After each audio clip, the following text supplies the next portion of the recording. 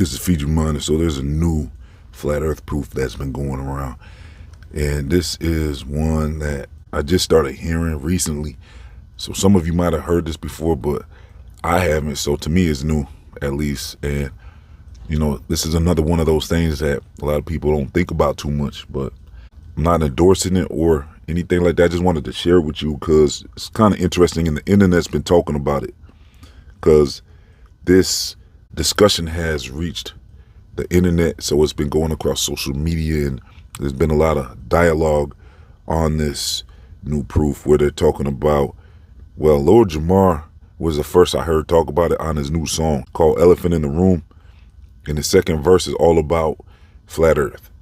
And one of the things he says in that verse is, why is outer space dark if the sun is so bright and, the main thing in the solar system? How is outer space dark? So let's address the elephant in the room. Okay, the sun is 93 million miles away. If it was, then why is it dark in space? The sun and moon are right here in the atmosphere. It's clear. It's that information that these bastards fear. And so with that, it's an interesting thing. The internet has been going on about it. And, it's just one of those things that sparks people's interest. And, they just think about it like, okay, does this make sense or doesn't it make sense? Because this is kind of a thing that most people just kind of never thought about. And I have to admit, like I said, I haven't never really heard this one before. And it might make sense or it might not make sense. A lot of people are trying to tackle the discussion talking about like outer space is one thing where it's a vacuum and the light is not going to travel through this vacuum of space like you would think, or they're saying stuff like it needs something to reflect off of, like light needs an object to bounce off of for it to matter. It's not just outer space is going to be this bright daylight, or a beam of light. Because with the sun, you would think, okay, the sun's going to be giving off light in all directions, like this giant light. And that's kind of like how they were saying with flat earth. They're saying like, wouldn't it be bright everywhere with the sun? Well, I guess this is kind of the same thing they're saying for the globe now is, well, with the solar system model, it's like, okay, wouldn't it be bright everywhere?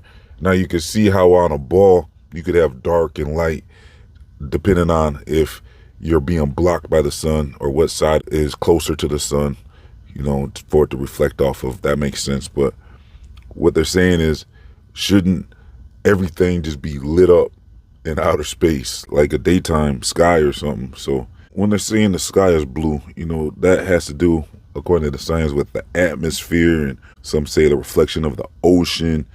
So yeah, with them saying that the earth is mostly water, they're saying that has to do with why the sky is blue, something to do with that, or the atmosphere itself might reflect bluish type light and activity in the sky during the day, and that's why the sky is blue. So when it comes down to it, the science method of why the sky is blue, you can take it for what you want, but why is outer space dark is the question that I think people are having a good time with this discussion online. I mean, I've seen all types of discussions and going on. It's almost going viral with people responding. So with this Lord Jamar song, I'm gonna leave a link for it in the comment section and description box so you can check it out, because yeah, he talks a lot of good stuff. He makes a lot of solid points on this song.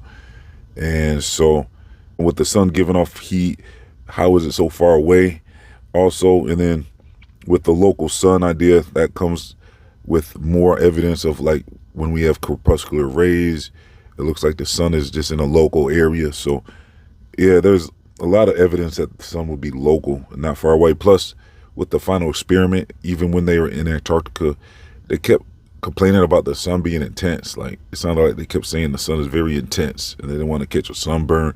That was kind of strange how it sounded like they were just saying the sun was almost excessively intense, it sounded like. So I found that a bit strange that was their statements about the sun. And then Jeranism even held paper up at one time and started burning holes through it using a magnifying glass. I've never done that, and he did it several times. So it looked like a very intense light, and it only took maybe not even a minute, it looked like each time he'd hold a magnifying glass up to some paper and burn a hole through it. He did it several times. I've never even tried that before, so we might have to do some experiments and see if that's really how the sun behaves. Like, is it really something you can hold up to a piece of paper with a magnifying glass and burn a hole through a piece of paper that quick multiple times? I wouldn't doubt it. I mean, but it's still something you would like to probably confirm just to make sure that that's how the sun is supposed to behave with that much quickness when it comes to that type of stuff. But yeah, with this discussion, it's kind of interesting to see people talk about that, because like they're saying the farthest star away is like light years. And so even with the sun, they're saying they always told us it takes 8 minutes to get to Earth.